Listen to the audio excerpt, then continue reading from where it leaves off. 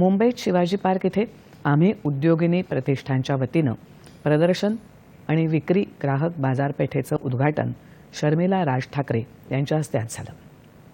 आजपासून 19 तारखेपर्यंत ही बाजारपेठ सुरू आहे।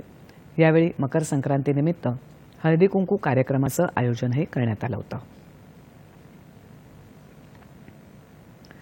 महिला आणि लघु उद्योजकांच्या उत्पादनांना बाजारपेठ मिळावी या हेतूनं आम्ही उद्योगिनी प्रतिष्ठान गेल्या 35 वर्षापासून दरवर्षी या बाजारपेठेचं आयोजन करते। महिलांना उद्योगात आणण्याबरोबरच संस्कृतीही जपली जावी यासाठी हळदी कुंकू कार्यक्रम साजरा केला जातो, अशी माहिती मिनल मोहाडेकर यांनी दूरदर्शनशी बोलताना दिली।